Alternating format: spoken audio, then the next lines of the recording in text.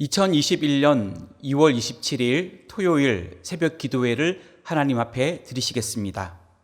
하나님의 말씀은 마가복음 2장 말씀입니다.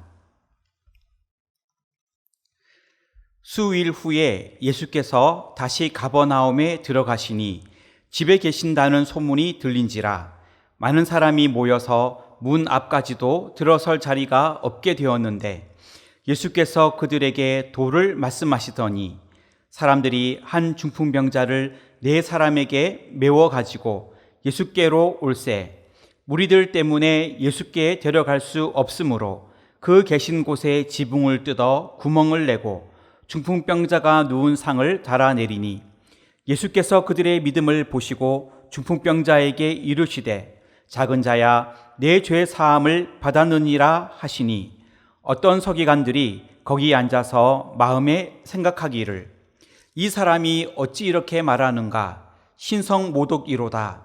오직 하나님 한 분 외에는 누가 능히 죄를 사하겠느냐? 그들이 속으로 이렇게 생각하는 줄을 예수께서 곧 중심에 아시고 이르시되 어찌하여 이것을 마음에 생각하느냐? 중풍병자에게 내 죄 사함을 받았느니라 하는 말과 일어나 내 상을 가지고 걸어가라 하는 말 중에서 어느 것이 쉽겠느냐? 그러나 인자가 땅에서 죄를 사하는 권세가 있는 줄을 너희로 알게 하려 하노라 하시고 중풍병자에게 말씀하시되 내가 내게 이르노니 일어나 내 상을 가지고 집으로 가라 하시니 그가 일어나 곧 상을 가지고 모든 사람 앞에서 나가거늘 그들이 다 놀라 하나님께 영광을 돌리며 이르되 우리가 이런 일을 도무지 보지 못하였다 하더라. 예수께서 다시 바닷가에 나가심에 큰 무리가 나왔거늘 예수께서 그들을 가르치시니라. 또 지나가시다가 알페오의 아들 레위가 세관에 앉아 있는 것을 보시고 그에게 이르시되 나를 따르라 하시니 일어나 따르니나 그의 집에 앉아 잡수실 때에 많은 세리와 죄인들이 예수와 그의 제자들과 함께 앉았으니 이는 그러한 사람들이 많이 있어서 예수를 따름이러라. 바리새인들의 서기관들이 예수께서 죄인 및 세리들과 함께 잡수시는 것을 보고 그의 제자들에게 이르되 어찌하여 세리 및 죄인들과 함께 먹는가? 예수께서 들으시고 그들에게 이르시되 건강한 자에게는 의사가 쓸데없고 병든 자에게라야 쓸데있느니라. 나는 의인을 부르러 온 곳이 아니요 죄인을 부르러 왔노라 하시니라. 요한의 제자들과 바리새인들이 금식하고 있는지라 사람들이 예수께 와서 말하되 요한의 제자들과 바리새인의 제자들은 금식하는데 어찌하여 당신의 제자들은 금식하지 아니하나이까? 예수께서 그들에게 이르시되 혼인집 손님들이 신랑과 함께 있을 때에 금식할 수 있느냐? 신랑과 함께 있을 동안에는 금식할 수 없느니라. 그러나 신랑을 빼앗길 날이 이르리니 그 날에는 금식할 것이니라.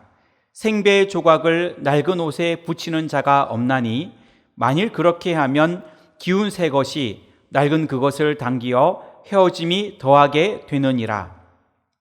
새 포도주를 낡은 가죽 부대에 넣는 자가 없나니 만일 그렇게 하면 새 포도주가 부대를 터뜨려 포도주와 부대를 버리게 되리라. 오직 새 포도주는 새 부대에 넣느니라 하시니라. 안식일에 예수께서 밀밭 사이로 지나가실새 그의 제자들이 길을 열며 이삭을 자르니 바리새인들이 예수께 말하되 보시오 저들이 어찌하여 안식일에 하지 못할 일을 하나이까? 예수께서 이르시되 다윗이 자기와 및 함께한 자들이 먹을 것이 없어 시장할 때에 한 일을 잃지 못하였느냐? 그가 아비아달 대제사장 때에 하나님의 전에 들어가서 대제사장 외에는 먹어서는 안 되는 진설병을 먹고 함께한 자들에게도 주지 아니하였느냐?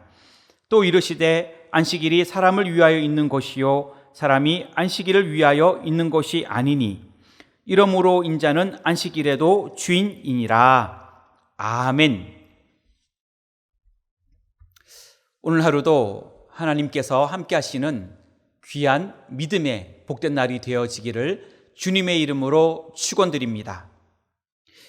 마가복음 2장은 중풍병자의 치유 사건과 세리인 마태, 레위를 부르시는 사건, 그리고 금식 논쟁과 안식일 논쟁이 기록되어 있습니다. 오늘 말씀을 중심으로 우리를 위해 오신 예수님이라는 제목으로 기도의 제목을 삼으려고 합니다. 첫째로 우리를 위해 오신 예수님은 죄사함을 선포하셨습니다. 1절부터 12절까지의 말씀인데 5절 말씀을 읽겠습니다. 예수께서 그들의 믿음을 보시고 중풍병자에게 이르시되 작은 자야 내 죄 사함을 받았느니라 하시니 아멘. 예수님은 초기 갈릴리 사역의 중심지였던 가버나움으로 들어가셨습니다. 이러한 예수님의 소문을 듣고 많은 사람들이 모여들었습니다. 예수님은 그들을 가르치며 말씀하셨는데 그때 중풍병자의 네 친구가 예수님이 계시는 집에 지붕을 뜯고 구멍을 내고 중풍병자가 누워있는 상을 매달아서 내렸습니다. 예수님께서는 그들의 믿음을 보시며 중풍병자를 고쳐주셨습니다. 그런데 이 사건을 보면 예수님께서는 병자의 병을 고쳐주시기 전에 먼저 그에게 죄사함을 선포하여 주셨습니다.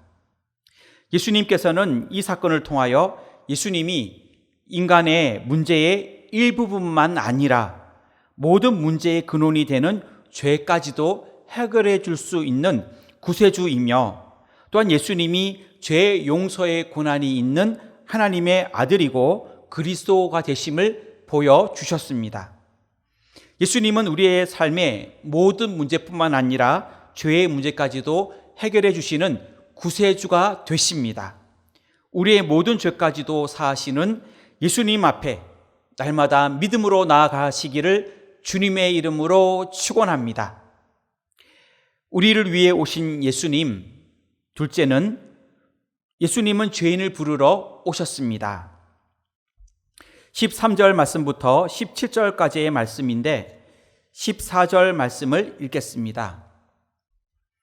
또 지나가시다가 알페오의 아들 레위가 세관에 앉아 있는 것을 보시고 그에게 이르시되 나를 따르라 하시니 일어나 따르니라. 아멘. 예수님은 알페오의 아들 레위가 세관에 앉아 있는 것을 보셨습니다. 여기서 말하는 레위는 마태를 의미합니다. 예수님은 그에게 나를 따르라 이렇게 말씀하셨고 이에 레위 마태는 예수님의 제자가 되어 예수님을 따르게 되었습니다. 예수님께서는 당시에 죄인 취급을 받는 세리를 자신의 제자로 부르시면서 예수님이 이 땅에 오신 이유가 의인을 부르기 위함이 아니라 죄인을 부르기 위함인 것을 보여주셨습니다.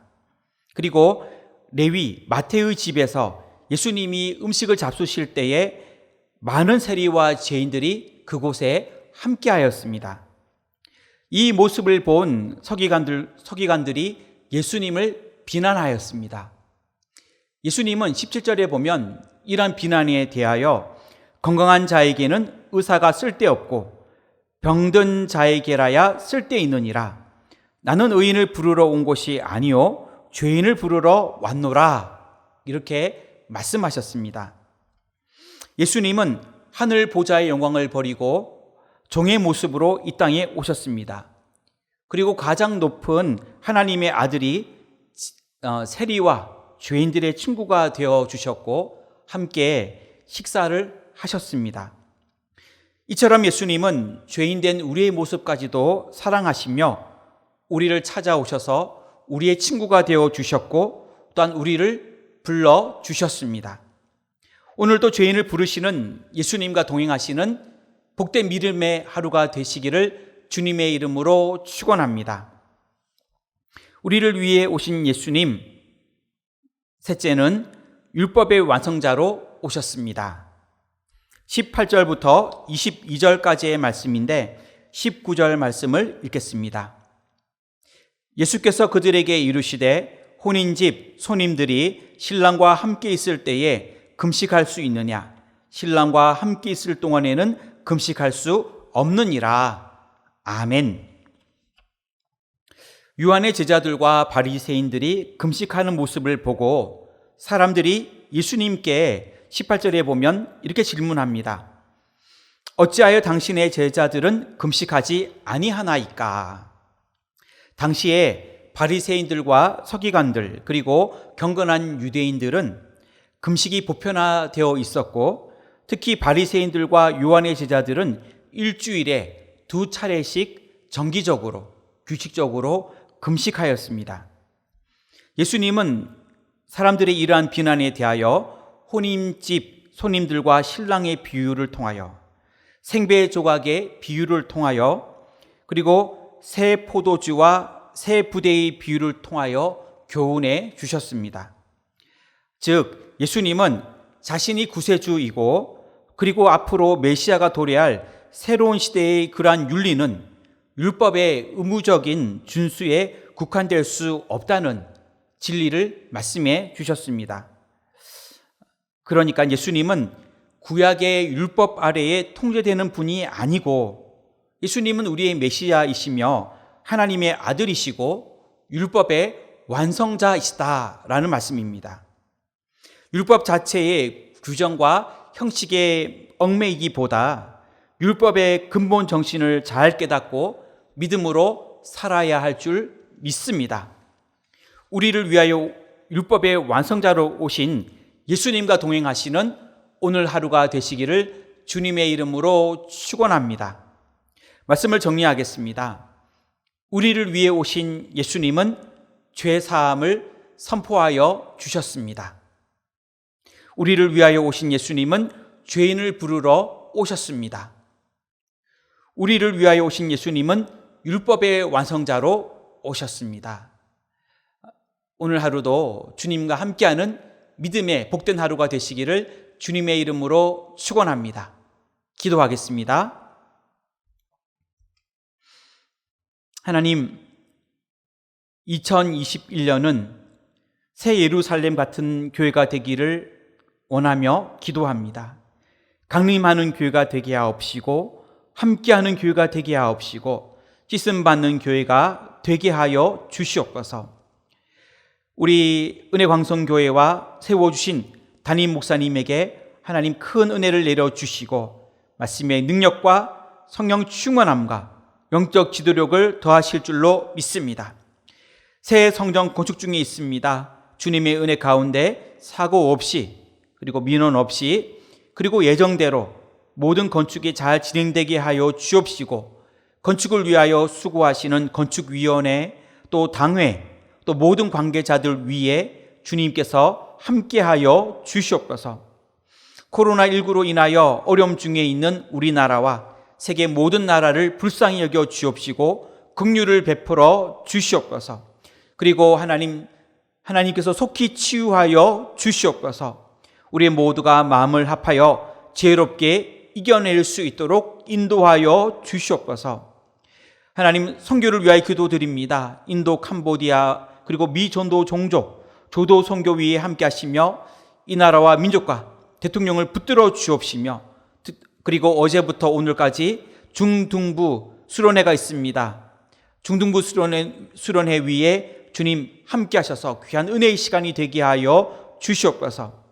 이 시간 드리는 개인의 모든 기도 위에도 함께하여 주옵시고, 물질의 문제도, 또 건강의 문제도, 또 가정의 모든 문제도, 앞길과 지정의 모든 문제도, 자녀들을 위한 모든 기도 위에도, 우리의 장막의 모든 문제 위에도 하나님께서 귀를 기울여 주시고 2021년도에 응답받게 하여 주시옵소서. 오늘 또 우리를 힘있게 붙잡아 주실 줄로 믿고 감사하며 예수님의 이름으로 기도하옵나이다. 아멘.